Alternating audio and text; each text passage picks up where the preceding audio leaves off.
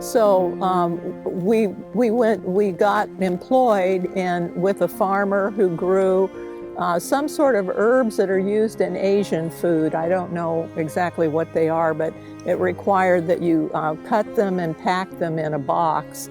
And they had no child care, so she would put her daughter in a box in the sun next to her in the row, and while she cut these plants and packed them, her daughter, she would drag the box along with her, and the daughter would get hungry, but she didn't have time to feed her. So the daughter would start grabbing plants and dirt and stuff and trying to put it in her mouth to alleviate her hunger. And about this time, I found out I was pregnant with my second daughter, whose name is Flor.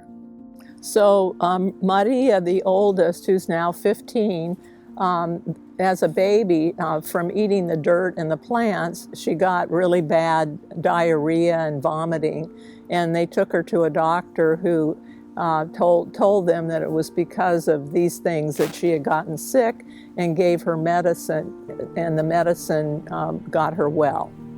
So the whole purpose of working for the grower in Culiacan was to eventually amass enough money to pay a coyote, a human smuggler, to get the family across the border into the United States. And so once Maria was well, and I was still, and I'd had Flor, she'd had Flor, they headed out to Altar Sonora, which is just on the other side of the border in Mexico, and they sought out a coyote that would help them get across the border, the whole family.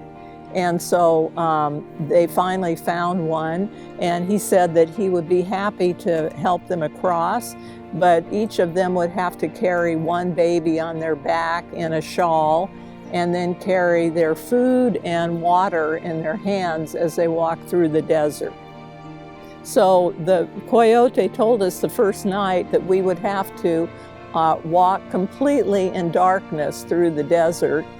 We couldn't have any light at all, because that would alert the Migra or the INS to where we were located, and we could be caught. So we had to walk through the desert in complete darkness. So walking through the desert at night was terrible. I would trip over rocks. I'd walk underneath trees without knowing it, and it would grab my hair and grab the baby on my back. I got spines in my legs and blisters all over my legs, and I just was walking like a blind person through the desert. And she told me another time she was worried about snakes and scorpions and all those things which you wouldn't be able to see if you were walking at night. And so by the third night, she felt like she couldn't go on. And she asked the coyote to just call the Migra and have him come and capture her and send her back. But he showed her a light out in the distance and said that the light is where the United States is. So just try to be strong enough to get to that light and you'll be there, and encouraged her to keep going. And so they kept going for 2 more nights, and they got to the United States. So by the 5th night, we finally got to a place, a reservation of Native Americans on the other side of the border. And they fed us and gave us water for baths and helped us with the babies. Our 2 babies hadn't eaten anything the whole 5 days, so they were just skin and bones. And we were able to rest for a night before heading to Watsonville the next day. So the next day, a van pulled up to pick us all up. There were 14 of us. There were no seats in the van. And they just basically pushed us in the van like cattle, piled us up, and told us that they were going to drive straight to Watsonville from Arizona, and they wouldn't be stopping for bathroom break, just have to put up with it. So by the time they got to Watsonville, they were able to stay with a family that they knew from Oaxaca. And the next day after they arrived, they went out and started looking for work. And everywhere they went, the grower would ask them if they knew how to pick strawberries. And they'd tell them that they didn't know how to pick strawberries. And so they went farm to farm and got that same response for 2 to 3 weeks until they finally found a grower who said that they would he would teach them how to pick strawberries as long as they stayed with him for a period of time. So we worked for the grower that taught us how to pick strawberries for 6 years, and then my back just started killing me from being bent over picking strawberries. So then we decided to go pick apples instead. But the apples were a problem because we'd have to wear a sack over our chest on the side and fill it up with 20 to 25 pounds of apples. And that put a lot of pressure on my chest muscles and my neck. And so to this day, she's injured in both her back and also her chest muscles and her neck. And so she's really in nearly constant pain. And I remember her calling me one time, and her whole family was crying in the background, and she was telling me she was going to die. She was in so much pain.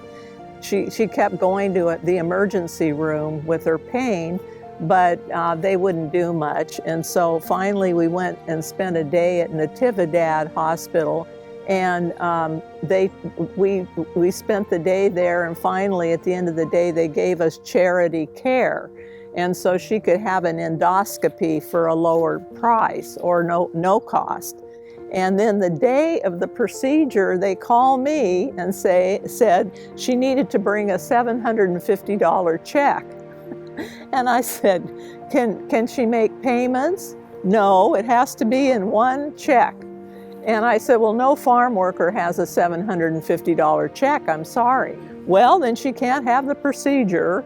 So I did a crowdfunding of some kind and called a bunch of friends, and we got the money together. And she eventually had the endoscopy, and she had 2 ulcers. And if those ulcers had started bleeding, she could have died. And this is one way farm workers die, is that, they just kind of disappear and they're never in the obituary columns. And their bodies may be sent back to Mexico, that's the end of them, and new ones come in. And we went from clinic to clinic, and all they do is take her money or my money and not do anything. So finally, in exasperation, I told her, I said, we're going to go to my doctor in Santa Cruz. And we went, and there was a man, or a PA, a physician's assistant from Oaxaca, and he just sat her on a table and said, here, drink this. And it was this really thick-looking, awful stuff, and she drank it and got relief immediately. And then my doctor started treating her with over-the-counter omeprazole, I guess it was called. And since then, she's been okay. But it was really a rough experience. And I think this speaks to what happens with farm workers because they don't have any health insurance. What do you do in those kind of cases if you don't know the right person? You'll get a sense of what people go through to get here. I mean, no one leaves their home villages and their families behind unless they're desperate. And I think that's the first thing we have to remember when we start condemning people for coming here and talking about infestations and Mexicans being murderers and rapists. People talk about farm workers coming here to try to get a better life and all of that. No, most of them are here under duress. The lady where we're going to eat dinner, she has not seen her mother in 20 years. She can't go back to Mexico, and her mother is 90 years old. I can't tell you the number of farm workers who I've talked to who start crying and telling me that so-and-so in their family is dying in Mexico and they can't go be with them. I mean, this is really inhumane, and we must reform this system. It's absolutely inhumane and unacceptable.